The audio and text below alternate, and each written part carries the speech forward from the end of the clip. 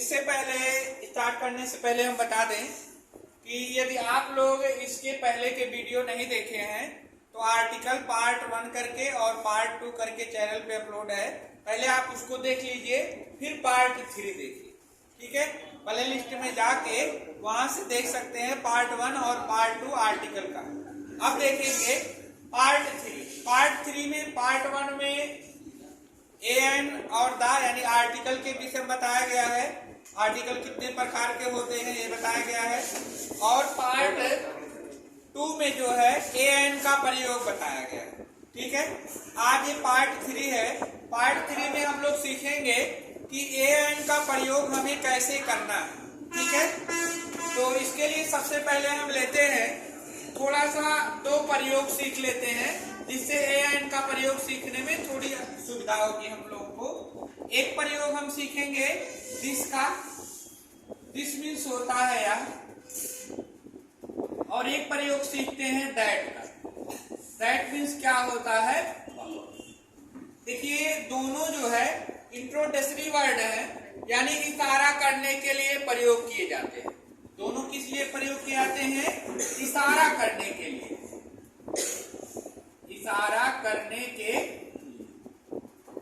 इशारा करने के लिए दोनों वर्ड हम प्रयोग करेंगे।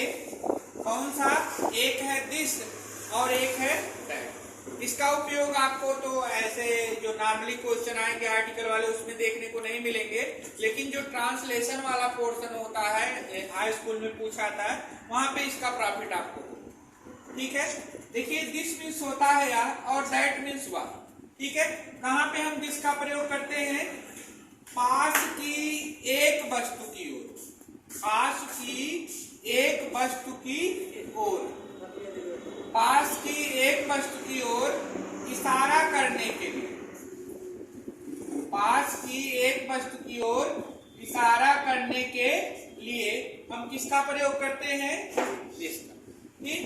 और दैट का प्रयोग कहां पे करेंगे? दूर की एक वस्तु की ओर। दूर की एक वस्तु की ओर इशारा करने के लिए, इशारा करने के लिए हम किसका प्रयोग करते हैं? दैट का प्रयोग करते हैं। ऊपर लिखा गया, ठीक है। ये समझ में आ गया। पास की एक वस्तु की ओर इशारा करने के लिए हम दिस का प्रयोग करेंगे और दूर की एक वस्तु की ओर इशारा करने के लिए दैट का प्रयोग करेंगे। थोड़ा सा समझ लेते हैं, इससे क्लियर हो जाए।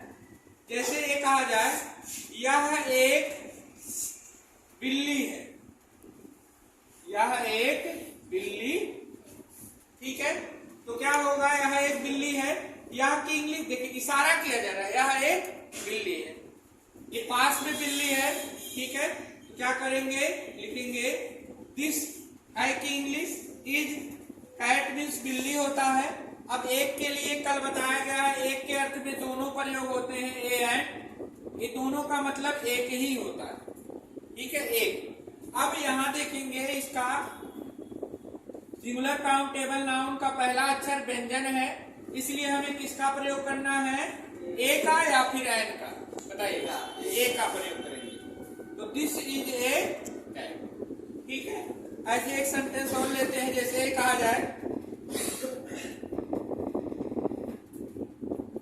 जैसे ये कहा जाए यह एक कलम है। देखिए यह एक कलम है, हम कह रहे हैं तो पास में है, इसलिए कह रहे हैं यह एक कलम है। यह एक कलम, यह एक कलम है। यह की इंग्लिश क्या हो जाएगी? This is a. देखिए पी जो है कॉन्सोनेंट है, व्यंजन है, इसलिए हम एक की इंग्लिश के लिए क्या प्रयोग करेंगे? ए का प्रयोग करेंगे। कन्फर्म है? जैसे ये कहा जाए वह एक सेब है। वह एक सेब है, तो सेब यहाँ तो पास में कहीं है नहीं, दूर पे कहीं पे है। तो यहां चले आते हैं, ये कहा जाए वह एक सेब है। वह एक सेब है। अब दूर की वस्तु की ओर इशारा करने के लिए हम किसका प्रयोग करते हैं?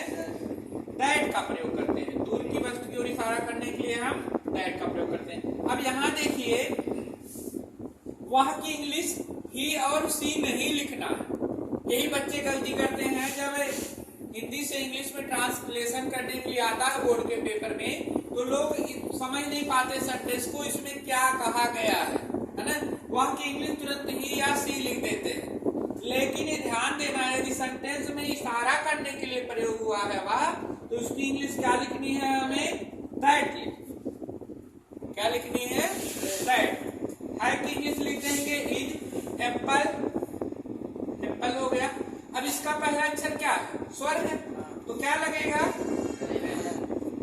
क्या लगेगा? जैसे कहा जाए वह एक गाय है, क्या कहा जाए? वह एक गाय है, क्या हो जाएगा? That is a cow. See देखिए क्या है? व्यंजन है, इसलिए ए का प्रयोग हुआ। ठीक, यहां चले आते हैं। ऐसा नहीं इस वाले में ए आएगा और दैट वाले में एन आएगा, ऐसा कुछ नहीं है।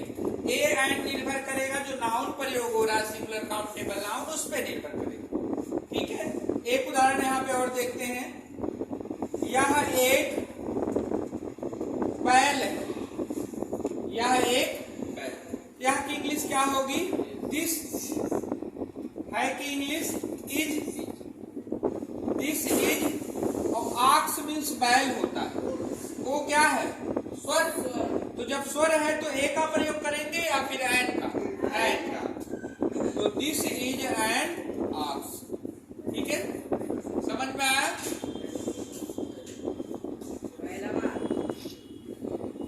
अरे ठीक है, मैंने ही समझ में आया। अब देखिए एक बार फिर से बताते हैं।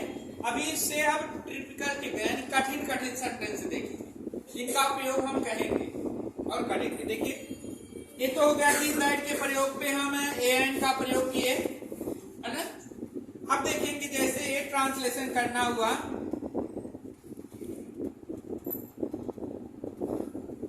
यह राजा बहुत बहादुर था, यह राजा बहुत बहादुर। ठीक है, तो यह राजा ये इशारा किया जा रहा है कि नहीं किया जा रहा है? इशारा किया जा रहा है। तो यह राजा की इंग्लिश हमें पहले लिख देनी है, दिस किंग। ठीक है, था आया है तो क्या होगा? वाज।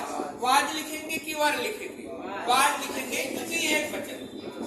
ठीक है, वाज हो गया। बहादुर था, बहुत बहादुर था, तो देरी हो जाएगा, तो बहादुर का ब्रेव। समझ में आया?